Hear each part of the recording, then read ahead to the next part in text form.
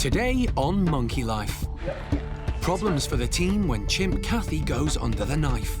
She's carrying a bit of extra fat, shall we say. So if I put her on a level, the weight of the excess fat in the abdomen presses on the diaphragm, stops her breathing efficiently. Woolly monkey Lena is pregnant, but who's the daddy?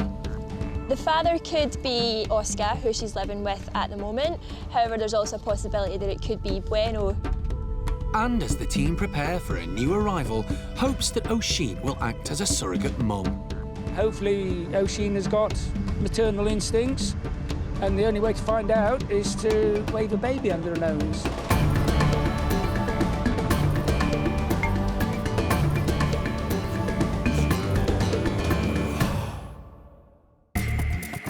Monkey World in Dorset is the largest sanctuary of its kind on the planet. For 25 years, the team have been rescuing and rehabilitating primates from all over the world. The centre was the mastermind of animal campaigner Jim Cronin, who undertook numerous high-profile rescues along with his wife, Alison. And how much does she want for him? 10,000 US. One of the most memorable was of chimp Charlie, who was rescued from Turkey, where he'd been trained to do tricks for his own TV programme. Jim persuaded his owners to let him take Charlie back to the park. I can do this. Yo, bravo. I know this one myself. Bravo. Yeah. After Jim's death in 2007, Alison took over the reins and continues to save maltreated primates. They're all going to have a chance to live proper lives again. Perfect. The park is home to more than 240 monkeys and apes from 15 different species.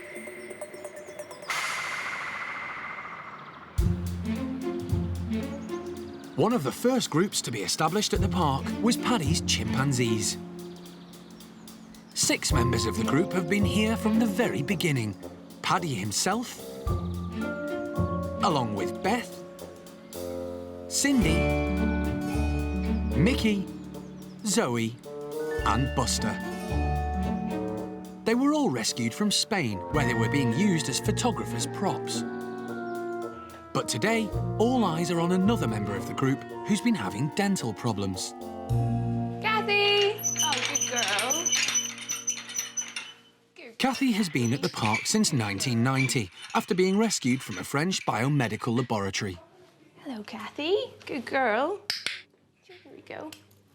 Cathy's got an overgrowth of her gums, both on the top and the bottom. And the gums, in some cases, are completely covering her teeth. Were you doing open? Open. We're not quite sure what causes it. It's a little bit of a mystery.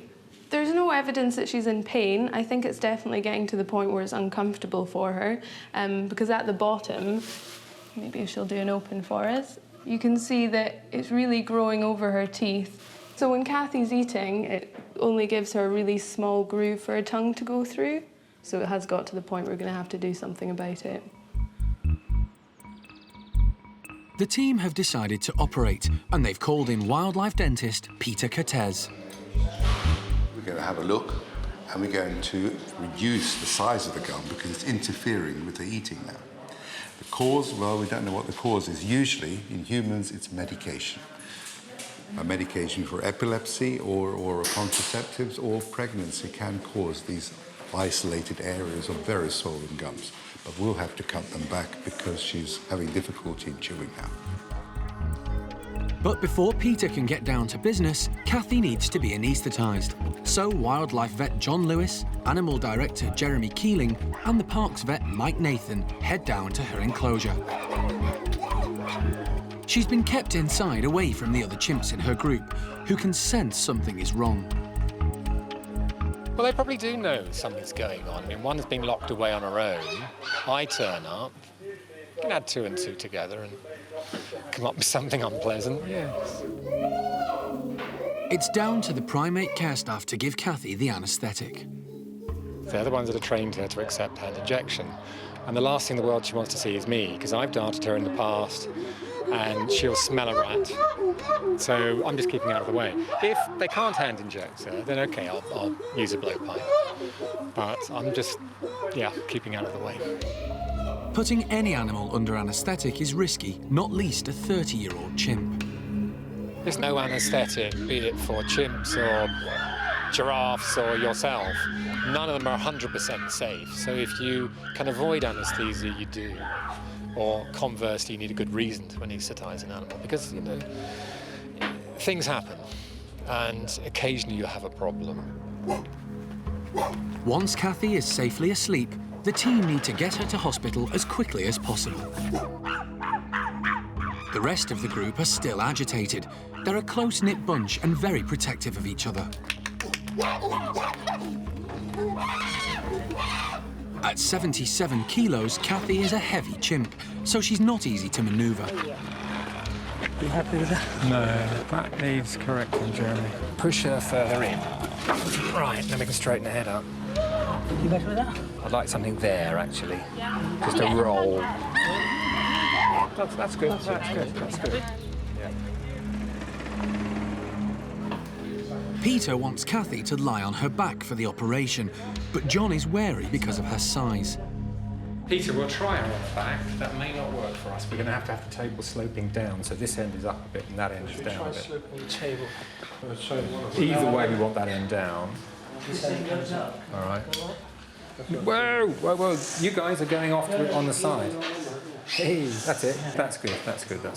She's carrying a bit of extra fat, shall we say. So if I put her on a level, or even head down, the weight of the excess fat in the abdomen presses on the diaphragm and stops her breathing efficiently. But also it presses down on the main vein returning blood to the heart.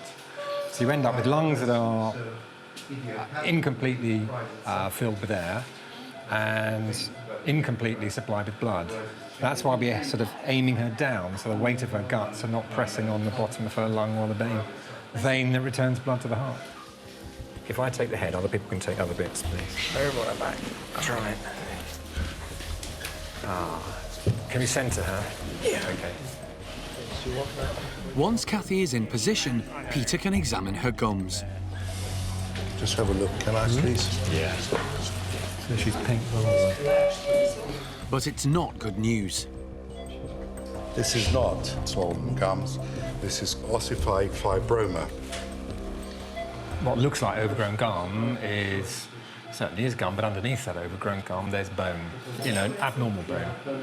So it will take a lot longer to get the excess tissue away. Scalpel, please. We are going to take away the bony growth, and we have to try and reconstruct the gum afterwards. Cathy's gum problems are more serious than first thought. The operation isn't going to be straightforward.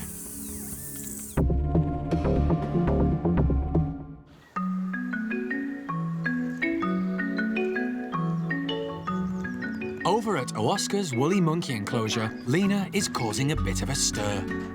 Lena! Staff are pretty sure she's pregnant, which is great news as woolly monkeys are seriously endangered, both in the wild and captivity. Pregnancy tests are notoriously unreliable for woolly monkeys, so the only way to really tell if Lena is pregnant is to feel her stomach. She doesn't mind it whatsoever. We have been working on her quite a lot recently, trying to get her used to the sensation of us prodding around in there. So yeah, she doesn't mind it as long as she gets lots of treats in return for it. She really doesn't care. We're feeling for anything that may indicate a baby, so what we tend to find with the woolly monkeys is that very early on in the pregnancies, the stomachs become very, very tight and enormous, and then we tend to think that they're much later on in the pregnancy than they actually are. They keep us hanging on for months, and we're saying any day now, and it never usually happens when we think it's going to. Woolly monkeys are extremely difficult to breed in captivity, but Monkey World has been very successful. It's the only place in the world at the moment where numbers have been increasing. However, staff aren't sure who the father of Lena's baby is. The father could be one of two different males. First of all, it could be Oscar, who she's living with at the moment. However, there's also a possibility that it could be Bueno, who's the male that she was living with previously. So obviously we're not going to be able to tell that until she gives birth, and then we can work back on the dates and see who the dad is. Bueno arrived at the park in 2005 and has already fathered 3 children: Julio, Inca And latest addition, 3.5-month-old Enzo. Bueno is well respected in his group and seems to be popular with the females. Oscar, on the other hand, arrived just a few months ago from Basel Zoo in Switzerland. He's important to the woolly monkey breeding programme at the park because he's unrelated to anyone else here and until now hasn't been a dad. Oscar is wild caught. He was born in the wild in South America. And like the story with him is that his parents and family were killed for bushmeat, which is quite often the case with woolly monkeys. The babies are too small to be used for bushmeat, so instead, once they've killed the mums, they take the babies away and the babies are sold into the pet trade. If Lena is pregnant and it does turn out that Oscar is the dad, it's probably the best news that we could have hoped for. They are so rare and so endangered that every individual is very, very valuable. At the park's hospital, chimp Cathy's overgrown gums are proving to be a challenge for wildlife dentist Peter Cathy. This is not simple. What we have to do is expose as much of it as we can. And then we're going to have to take away as much of the bone as practical. That's the gum, but when you look underneath it, you can actually see a considerable amount of bone. Peter has discovered that the bone which has grown up around Cathy's gums has actually fused with her canines. This is serious. Peter thinks he might have to remove all 4 of them. All of the canines? All of the canines. You think it's canine? Well, it seems to be associated just around the canine teeth. There's a little bit around there, but it just seems to be that area. And I've seen this before, and it was just the canine area. The canines. We removed the canine, and the condition hadn't come back now but I can't guarantee it won't come back.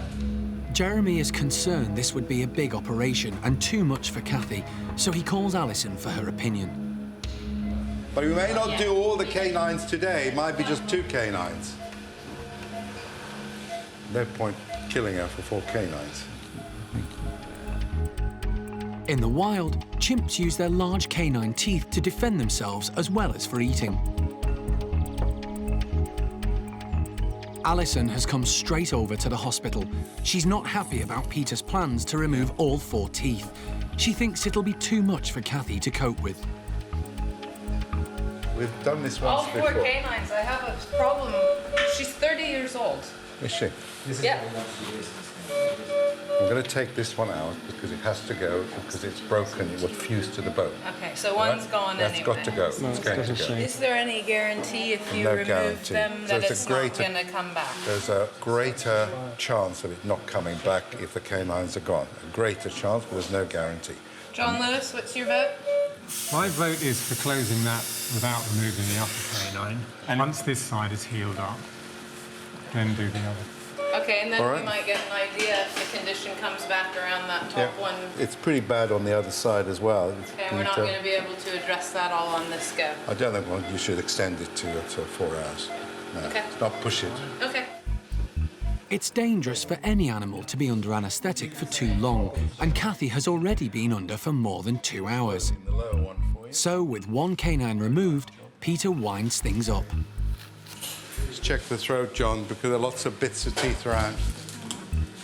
The team want to get Cathy back to her group and bring her round as soon as possible. Look, I'll go backwards this way. I don't mind going backwards.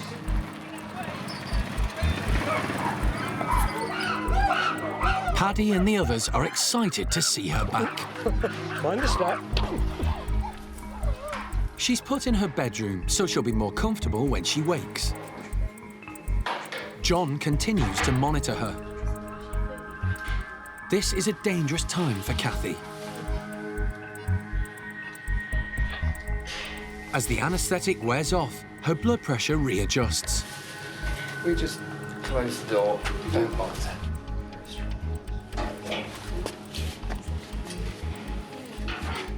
Generally speaking, they wake up quite quickly, but in her, she's had a fairly heavyweight painkiller, and that slows her recovery down, but gives her far greater pain relief. She's just kind of taking her time, which is fine. That's fine. Cathy coughs as she wakes because her throat's dry. This is normal when coming round from an anaesthetic. John is optimistic. She gets a course of antibiotics because there's a risk of infection there. So if it's all settled down in 6 months, we'll then talk about doing the other side. So Cathy may have to have another operation, but for now, she's just going to feel groggy and sore for a while.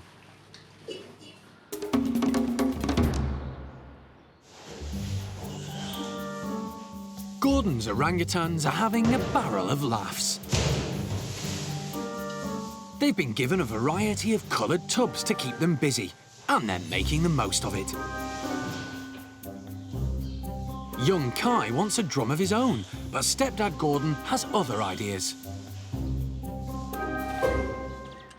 Both Gordon and Tuan's groups are being kept indoors because their outside enclosure is being split in two and having a major overhaul. Until now, the orangs have had to take it in turns to use the outdoor space, but this revamp will mean they'll all have permanent access outside. The work's going to take at least a month, which is a long time for the orangs to be cooped up. Our primate care staff, they've done an absolutely fabulous job keeping them really occupied, coming up with new ideas to keep them entertained, new ways of feeding them, fun activities. The orangs are so intelligent, so incredibly intelligent, and so critically endangered that I'd really like to be able to build them an environment that might not be the wild, but that at least provides them with comfort, security, and a place that actually feels like home to them. We've sort of added in, I don't know how many more hundreds of telephone poles to create more connecting walkways, lots more platforms at different levels, shelters of all different descriptions and so on. It's going to look very different. It's going to feel very different. Most importantly, I hope that the orangutans are going to love it.